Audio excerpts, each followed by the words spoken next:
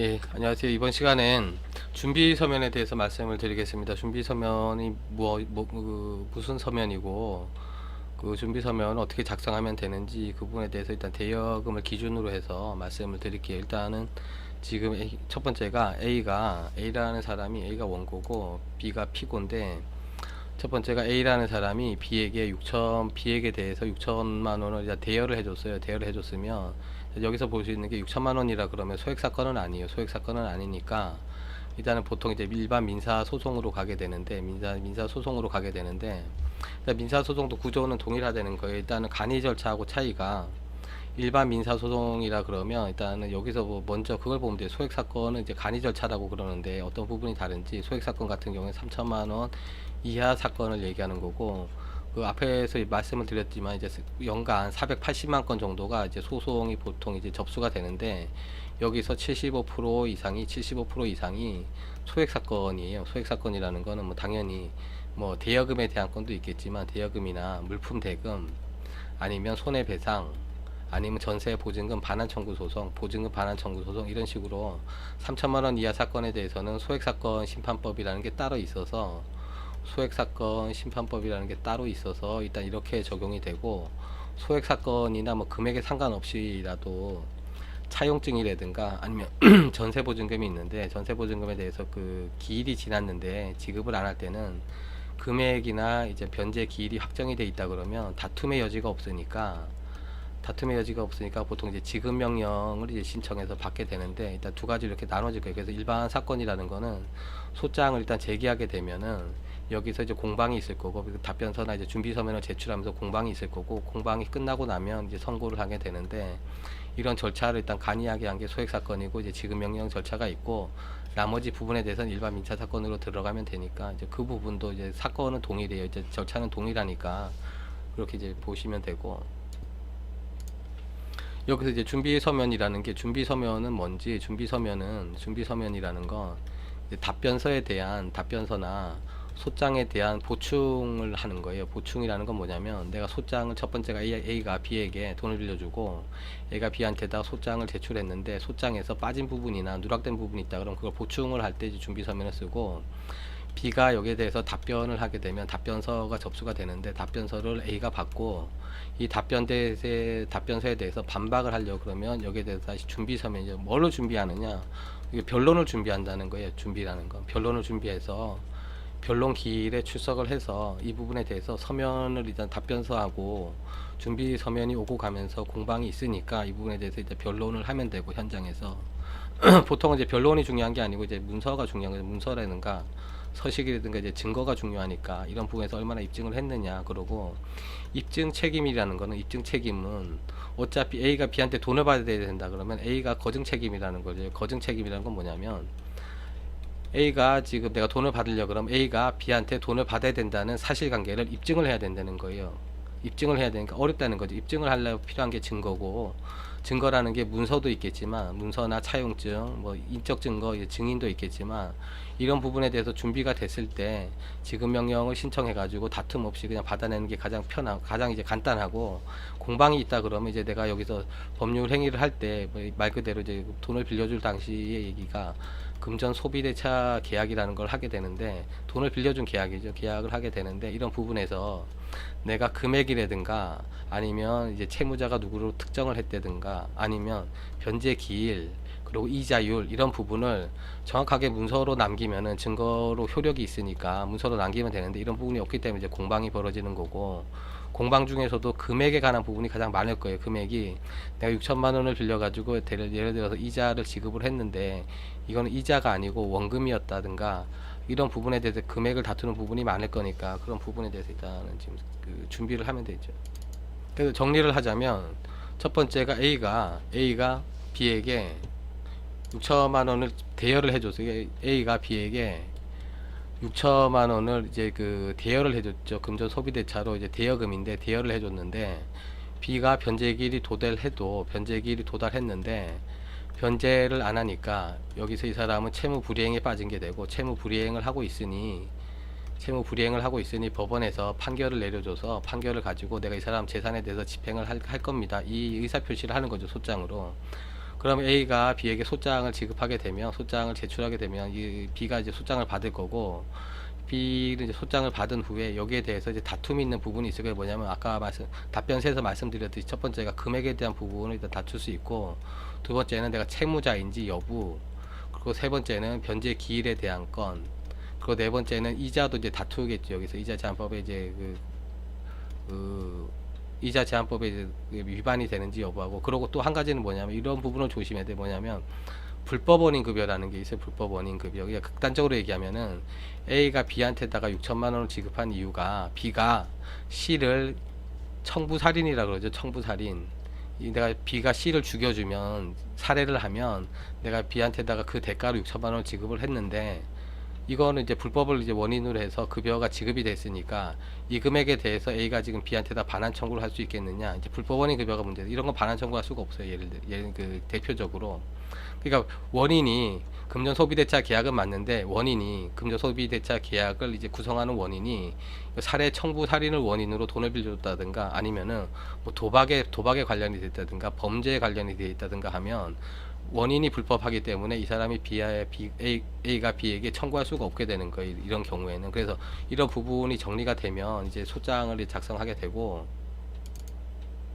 소장을 작성해서 일단 법원에 접수를 하게 되면, 당연히 이제 법원에서는 소장을 수령해 가지고 B에게한테다 송달을 해요. 등기로 송달을 하게 되면은 B는 받았으면 당연히 이제 여기에 대한 이제 답변서를 제출할 거고, 준비 서면이라는 거는 준비 서면이라는 건 원고가 제출하는 서류고, 답변서라는 거는 피고가 제출하는 서류인데, 준비 서면이라는 건 목적은 두 개, 이제 소장에 대한 보충을 한다든가, 소장을 보충한다든가, 두 번째는 답변서에 대해서 반박을 한다든가, 두 가지 경우니까 이제 준비 서면을 그렇게 준비를 하시면 돼요. 여기서 아까 말씀드린 준비 서면이라는 건 변론을 준비한다는 거예요. 변론 기일의 변론을. 그래서 이제 그 준비 서면을 이제 준비를 해야 되는, 그 작성을 해야 된다 그러면, 일단 먼저 법률구조공단에 들어가시면, 법률구조공단 들어가고 법률 정보를 보면 법률 서식이 나오고, 법률 서식에서 여기서 준비 서면을 치면, 우린 대여금에 대한 준비 서면이니까 대여금을 찾아서, 준비 서면은 여러 가지가 있는데 대여금에 대한 준비 서면을 찾으면, 대여금 원고에서 제출하니까 다운로드를 받으면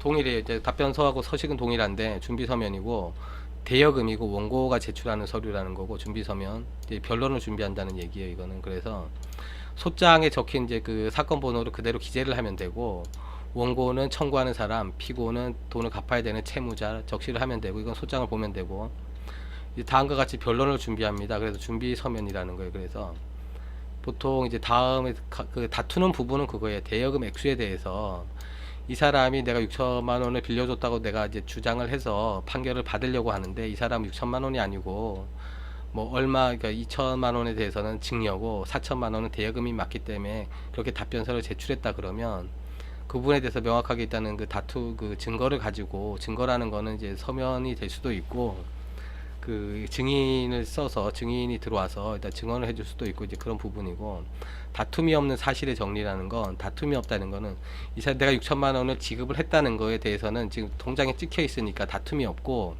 이자 부분에 대해서는 얼마로 해서 내가 지금 원금하고 이자 부분을 이만큼 받아야 된다는 거. 그래서 여기에 대해서는 어차피 차용증에 그런 부분이 들어가 있다 그러면 다툼이 없는 사실을 먼저 정리를 해서 그 얘기를 하고, 그러게 되면 이제 이거는 이 답변서에 대한 이제 반박을 하는 건데, 피고의 주장은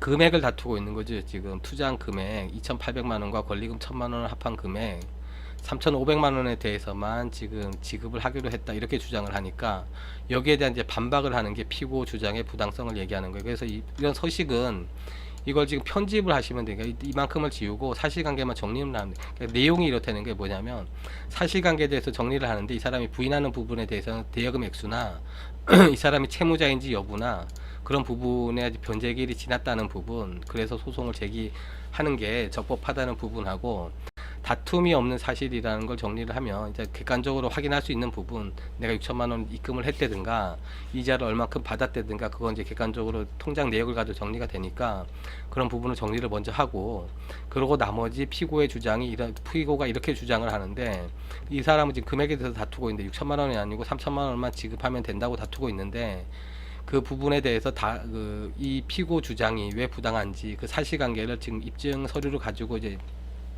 여기다 사실관계를 얘기하는 거예요. 그래서 매번 얘기하지만 지금 이런 부분에 대해서는 지금 입증을 쉽게 하려고 이렇게 목록을 만든 거지, 이게 지금 형식이 딱 여기에 맞춰야 된다는 건 아니고, 그래서 서술식으로 사실관계에 대해서 이렇게 얘기를 하게 되면 이제 적법하게 준비 서면이 작성이 되는 거지. 그리고 수사기록 78면 이 얘기는 뭐냐면, 이 건에 대해 가지고 A가 B를 이제 고소를 한 경우죠. 이거는 진술소서에 작성이 돼 있는데, 그 부분에 대해서 어떻게 진술했는지를 그 입증 자료로 제출하고, 이런 거 같은 경우에는 보통 형사 고소를 하게 되면은 보통 이제 검찰에 진술조서가 이제 작성이 돼요. 진술조서가. 그러면 진술조서를 재판이 끝나고 나면은 그 검찰청 민원실에 가서 그 사실 진술조서를 이제 복사를 해달라고 신청을 하게 되면 복사본을 받고 이거를 법원에다가 제출을 할 수 있어요, 증거로. 그래서 일단 공문서로 작성이 된 거니까 이제 증거 효력은 있는 거고,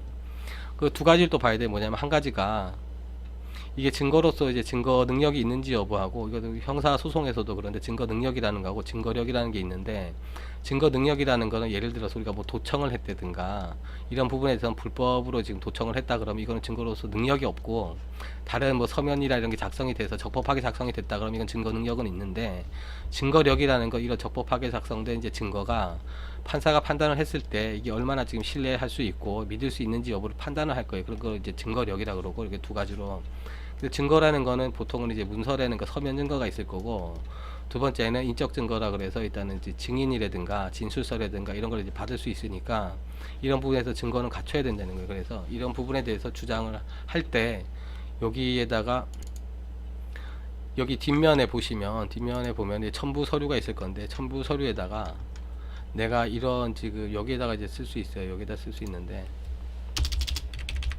이제 증거 서류 목록을 이제 증거 제출한 부분을 증거로 이렇게 제출할 수가 있으니까, 첫 번째가 뭐 진술서라든가,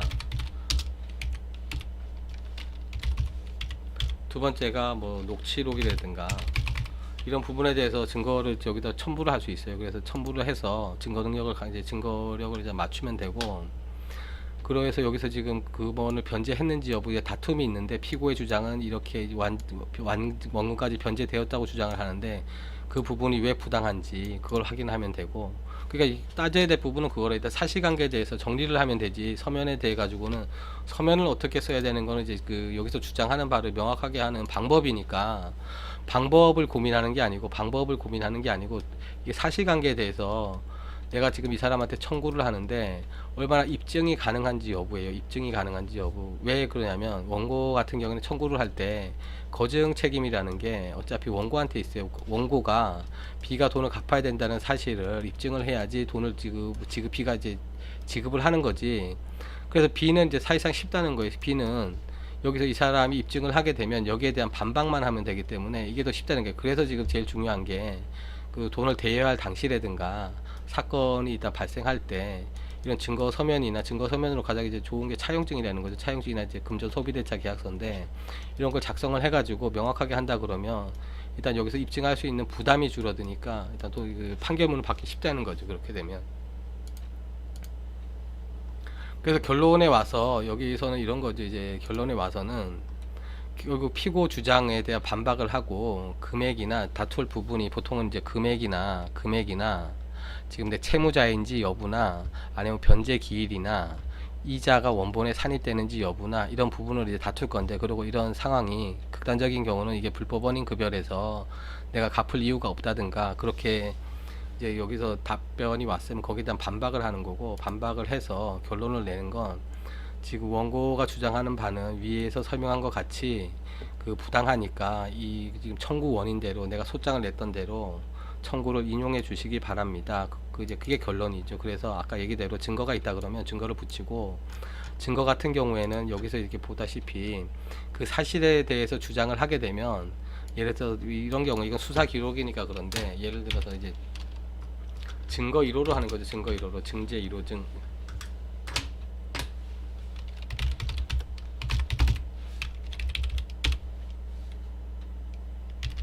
일호증으로, 예를 들어 차용증이 있다 그러면 차용증을 쓰고, 1호증이라는 거 여기다가 차용증을 1호로 제출한다 그러면 차용증이고, 여기다가 이제 차용증을 쓰는 거죠. 여기다가 1호증으로.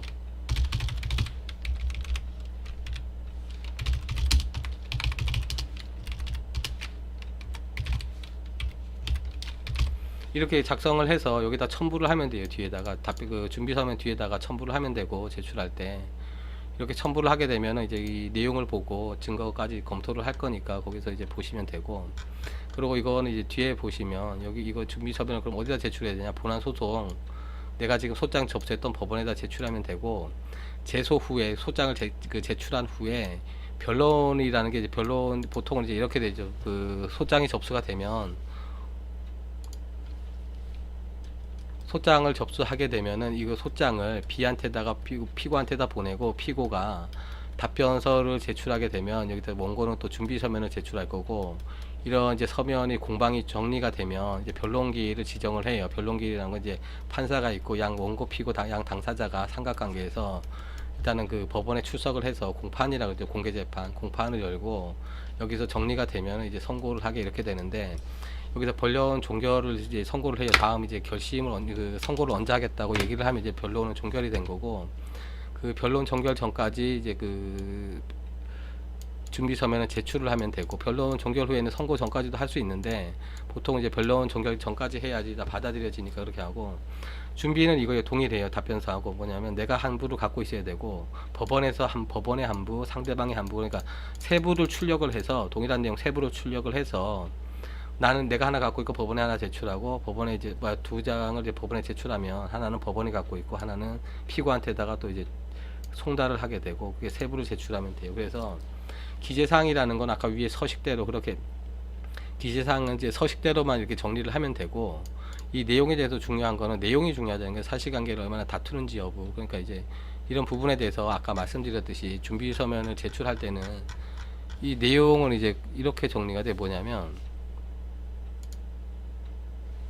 당연히 지금 그 청구를 받은 피고 입장에서는, B 입장에서는 소장을 받았는데, 소장을 받게 되면 당연히 첫 번째가 일단은 금액에 대한 거, 금액에 대한 부분을 다툴 거고, 두 번째는 내가 채무자인지 여부고, 세 번째는 이게 변제기일이 도달했는지, 네 번째는 이자율이 이자제한법에 이제 그 저촉이 안 되는지, 다섯 번째는 이게 불법원인 급여가 맞는지. 불법원인 급여라는 건 이제 예를 들어서 극단적으로 이게 청부 살인을 목적으로 돈을 지급했다 그러면 이 돈은 내가 이제 법적으로는 A가 B한테 청구할 수가 없으니까 이런 부분에 내가 갚을 이유가 없다, 이렇게 주장할 수도 있단 말이에요. 그러니까 이렇게 다섯 가지에 대해서 지금 이제 소명을 하게 되면, 여기에 대한 이제 그 아까 얘기대로 준비 서면이라는 건 두 가지예요. 하나는 소장에 대해서 내가 소장 청구를 했는데 여기서 보충할 부분이 있다든가, 아니면은 이제 이 사람이 답변서를 제출하면 답변서에 대해서 이제 반박을 한다든가, 반박을 하는 입증을 해야 되니까 이런 부분에 대해서 이제 소명으로 주장하게 된다 그러면 여기서 반박을 하는 이제 서면이고,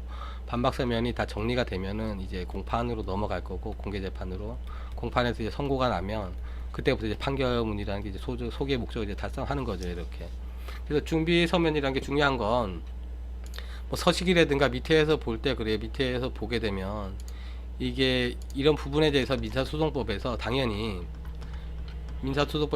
이런 부분은, 오늘은 일단 그 준비서면 제출이나 준비서면이 뭔지, 아니면 이제 이 준비서면 작성하는 방법이 어떻게 되는지 말씀을 드렸고, 동일하게 답변서나 준비서면은 어차피 이제 쌍으로 준비를 해야 되는 거니까 이 부분에 대해서 아까 말씀드린 대로 법률 관계도 중요하지만 사실관계가 어떻게 됐는지 여부를 먼저 정확하게 확정을 하고, 그런 부분에 대해서 사실관계를 정리를 하게 되면, 어차피 사실관계를 다투는 거기 때문에 그 피고가 주장하는 부분에 대해서 사실관계가 어떻게 다른지 여부에 대해서만 일단 주장을 하면 그 준비서면은 적법하게 작성이 되는 거니까, 이 부분은 만약 예를 들어서 금액이 크다 그러면은 모르는데, 이제 금액이 보통 이제 소액 사건이라든가 금액이 작다 그러면, 아니면 명확하게 내가 차용증이라든가 증거 서면이 있어서 그 입증하는 데는 무리가 없다 그러면 나홀로 소송을 진행하는 게 맞고, 그렇게 되면은 일단 초기에 들어가는 비용이 없이 준비할 수 있으니까 이렇게 이제 준비 서면도 준비를 하시면 될 것 같습니다. 그래서 도움이 되셨다 그러면 구독과 좋아요 눌러 주시면 다음 동영상을 준비하는데 많은 도움이 될 것 같습니다. 고맙습니다.